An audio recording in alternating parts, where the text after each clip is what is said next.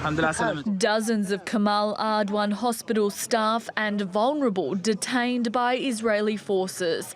Now several patients who were forced to evacuate during the raid have made it to safer grounds.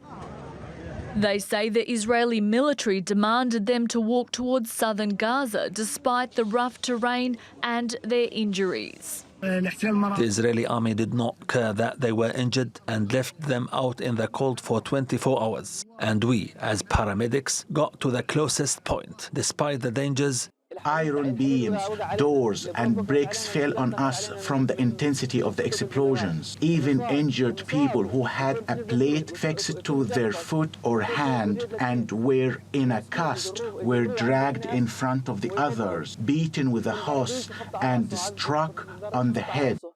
And still there is no sign of their director and human rights defender, Dr. Hussam Abu Safia.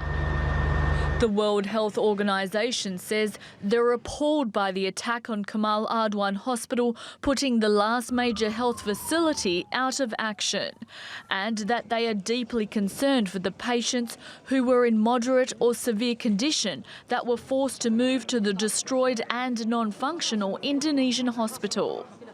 They arrested some patients and civilians, tortured medical personnel and injured patients, and ripped the place of some patients' feet.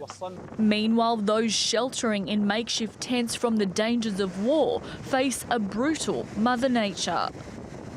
The UN says children are dying from the bitter cold in Gaza, and that last week alone, 3 infants froze to death. In a statement, the UN chief says blankets, mattresses and other winter supplies have been stuck in the region for months, waiting for approval to get into Gaza. The most recent case was an innocent 3-week-old girl who was transferred from the British Field Hospital to the department after suffering a severe drop in temperature, which caused her vital signs to cease. A chilling reality for Palestinians trapped in Gaza who now face potential death by war or death by exposure. Kristina Simich, TRT World.